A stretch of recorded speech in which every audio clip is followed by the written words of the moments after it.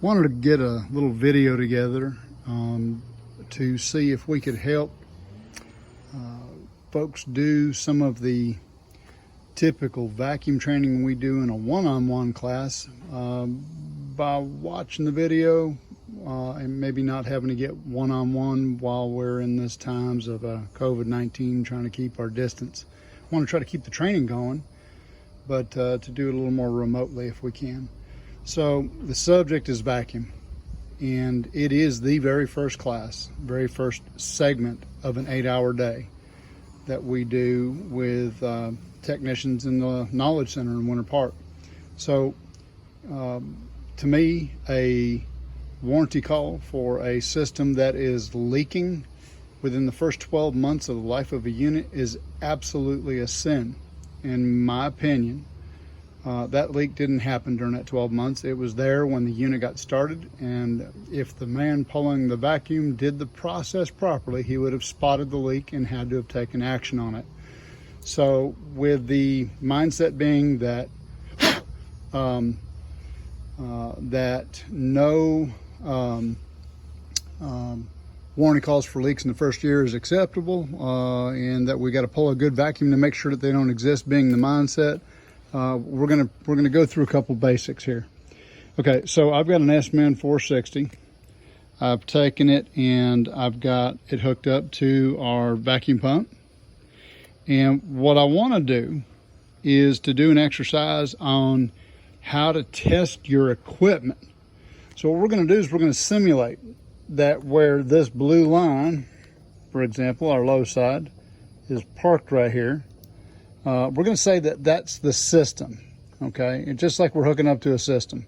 And what we're really doing here, if we don't have a system, well, hell, what are we checking? We're just checking our hoses, all right? So I'm going to go ahead and do the same thing. We've got my high side here, okay? I'm going to go ahead and make sure to have it screwed on. And we're going to test our equipment, because there's really no sense checking a unit out if our equipment won't hold a vacuum to begin with. It's y'all's responsibility to make sure that your equipment works, that you identify flaws with it, that you repair it, ask for help to deal with it, change your seals. And if you can't get a good vacuum because there's something wrong with, say, hoses or maybe even the manifold itself, you've got to let someone know so that we can either get them repaired or replaced, because there's no sense doing a startup or an installation or a repair if you can't verify that that system is leak-free when you get done. So what we're going to do is, I've got everything hooked up on here, and I'm going to go ahead and open my ballast. I'm going to turn the unit on. I leave the ballast open until I get down below 10,000 microns. So I'm going to turn my pump on. I'm going to open my vacuum line. Okay. And I'm actually going to go ahead and open up my other refrigerant line here, my yellow line, because I'm going to test yellow, red, and blue. If you have a system that doesn't actually pull a vacuum and you think it's your equipment, there's nothing more frustrating than trying to find out what's wrong. What is it in your equipment that's the cause? And it may not be your work or the system at all that's leaking. It may be your hoses or the packing on these valves. It could be the sight glass in this valve. It could be in the body and the internal assembly of the gauges. We've had all the above. So you got to find out what it is. You can't just like say, man, I won't pull a vacuum. I pulled it down to 29 inches and rock and roll.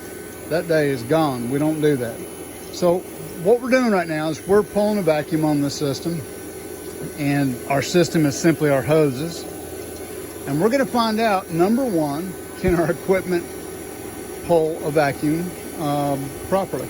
So, the standard is that we pull the system down. Most of the manufacturers say to pull it down to 500 microns, isolate the system, watch it for 10 minutes, and if it doesn't rise above 1,000 microns, it's considered a success. Other manufacturers are saying 250. In my opinion, you have a higher likelihood of passing the 1,000 micron standard in 10 minutes if you pull down to 250. So that's what we're going to try to do. We're going to go ahead and see if we can pull it down to 250. And that's job one. I hope we can. I hope our hoses and equipment will let us do it. We're going to find out. So let's talk about these readings. Let me see if I can turn my light on. Well, I don't think you'll see it, but right now, let's talk about this. Okay, that's my micron reading. Over here, this is my first question in the classroom, folks. What is this?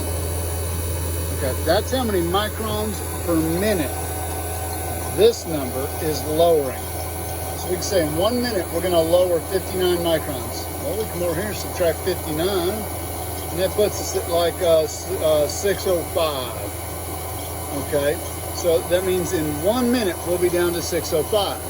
If we can say, hey, I wanna get down to 250 microns, that's the goal. You subtract 250 from 650, that leaves you with 400, right? Come over here, divide 400 by that number. It's roughly 8 minutes. It's telling you in 8 minutes, based on what this is reading at the moment, you should be down to 250 over here. Now, it's an approximator, if that's a word. It's an approximation. It is only as good as the reading is here to do that math, but it's at least something. For example, if you look over here and it said 300 a minute, well, you could be like, man, it's going to pull down really fast. It's going to get down below 250. Let's see, 300 from this. In 1 minute, I'd be at 325. What if this said 2 a minute? Man, I need to get down to 250 over here, and it's telling me 2 over here. Let's say 250 divided by 2 would mean it's taking you 120 minutes to get down. That would tell you right off the bat that you've got a problem. Don't even waste your time trying to pull a vacuum. There is something wrong, either with your hoses, your gauges, or the system that you're trying to evacuate, line, set, evaporator, and so forth. All right, so using this to approximate how long it's going to take for this to come down to 250 is a wonderfully powerful tool. All right, while this thing's rolling for a few minutes, I'm gonna go ahead and show you about the alarms. I'm gonna hit the alarm button, okay? And right now, it's giving me the chance to set this number to what I want. Well, I have it set at 250 where I want, but I'm gonna go ahead and show you how to adjust it. See the up and down buttons? I'm gonna hit up or down to change the digits. I hit the alarm button, the enter button one more time, and it goes to the next digit. I could bring it up to 500 if that's what you wanted to do. In my case, I've got it set at 250. I'm gonna hit enter again and go through these because I like where they're at. Now remember, this is for the low alarm. Now I'm gonna go ahead and hit enter again and look over here. It's blinking and giving me the chance to go through the digits for my high alarm. My high alarm is set at 1,000. If we exceed 1,000 in 10 minutes, we have a problem, okay? So I'm gonna hit enter, enter, enter. Let's see what happens if I hit it again. Oh man, it went back. So I wonder what happens if I push and hold it. All right, let's go to alarm. Okay, so I got out of there by pressing and holding the alarm. I'm gonna turn the alarms on now. Press the button. You can see the first time I press it, it goes to low alarm. If I press it again, it goes to high alarm. Let's see what happens when I press it again. It turns it off. So I'm gonna put the alarm on for my low alarm. And what that's gonna do for us is when we get down to 250, which is our standard, which is our goal, I'm gonna hear bing. I might be inside wiring up an air handler or out at the condenser or wherever. It will be a sense of relief to myself when I achieve that 250, okay? And I say relief because pulling a vacuum and not being able to get my vacuum can be a high source of frustration, and it's probably the biggest bucket list thing for me to make sure I just don't have difficulties with my gauges, my hoses, or my system, all right? So right now, let's do a little exercise. I'm trying to get to 250. I'm at 550. That means I got to go down 300 microns. I want you to divide 300 by, let's say 20, okay? 300 by 20 is going to tell you what? About 15 minutes. Which means that you're going to have to run this thing for about 15 minutes before it gets down to 250. So go on and go do something else. It's giving you an idea how to manage your time. All right, so you can see I'm already close to the 500 standard that most people use. A lot of people, are used to seeing it in the instructions from the manufacturer to pull it down to 500. Isolate the system and watch your gauges to see if the micron gauge raises back up to 1,000 or more within 10 minutes. Now, we can go off of that for the purposes of this video to make it shorter. Instead of going to 250, I'm going to let it go to 500 so we can carry the conversation. All right? And what we're going to do is we're going to talk about how to find out if this system we're hooked up to will pass the 1,000 micron test. I found a lot of people that close the left and right valves when they get down to their micron level, all right? And the problem with that is your micron gauge is up here, your hose and the outlet of this valve is right here. The micron gauge is on top of this valve. So if you close this one and you close this one here, your micron gauge is not reading your system. Your micron gauge is reading the gauges all the way up to the point of these valves. Today what we're going to do is we're going to do what you should do. And you leave this one open, this one open. You close off your vacuum. We're going to close off our refrigerant line because we're testing the refrigerant. I'm sorry, we're going to leave open the refrigerant line. We're testing left, right, and refrigerant line, but we're going to close off the vacuum. We're almost down to 500 microns now. And we could say, man, I got to get down to 500. Let's see, that's 10 minus 16. 10 divided by 16 or 15 is less than 1 minute. We should be down to 500. So one thing I'll show you is here is just a timer, and it's sort of for you to look at and go, you know, man, I got down to my microns in 3 minutes. Or if you come over and look at this, you see, dang, man, I've been running 30 minutes here, and I'm still not down. You might want to just go ahead and realize you got a problem somewhere and try to figure it out. It should not take a long time to get your vacuum down. I'd say 15 minutes is plenty, especially using the vacuum pump we're doing right now. All right, are we down to 500? We are. Okay, so here's what we're going to do. We're going to say that 500 is just like the 250 I want y'all to do in the field to go through the what do you do now. Going to come up here. I'm going to close this. Okay. And watch the gauge. And then I'm going to hit the alarm and change it to high alarm. I'm going to come over here and shut off my vacuum pump. Okay. Now look at here. Look at these microns already. How long's it been? 11 seconds? We ain't hooked up to a system. All we're doing is looking at our hoses, and looky there. We failed the test already. We're above 1,000 microns. So what do we do about it? What we got to do is we got to find out. Let's turn this noisy thing off. Okay. We got to find out which hose is it. So it's a bit of a pain in the butt. Right now, let's go ahead and close this one off. Let's close this one off over here on this side. We're going to leave the blue open. We're going to go ahead and fire up the vacuum pump again. Okay, and I'm going to open the blue, open the vacuum. Okay, I've got the ballast going, and I only run it till I get down below 10,000 microns, just for the first minute or two. I think they tell you like 3,000. It helps speed up the process, but okay. So I'm gonna look at my micron gauge. I'm already down to 500 already. Now think about what's different. This hose and this hose are not in the game, are they? So we're just checking this blue one. We're already down to 400. So I'm gonna go back to my alarms, put it on the high alarm. I'm gonna close off my vacuum port again.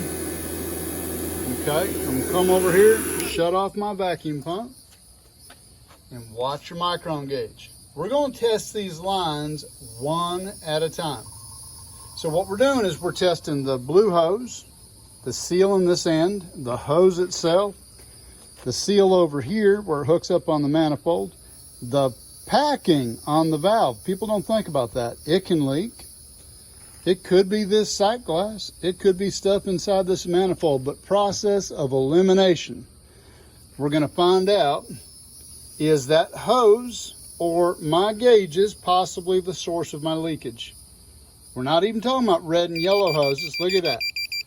I've already failed on the blue, my service valve, and my gauges. Something in there is wrong. So watch this. Turn that noise off. I'm gonna go ahead and I'm gonna close off this service valve. That shuts off the blue line, your suction line, your vapor line, okay? So now I'm gonna open up the vacuum again and put my alarm on. It's set for low. Heck, I was going to 500 before. I got my alarm's on 250, so it really doesn't matter. Am I below 500? Yeah.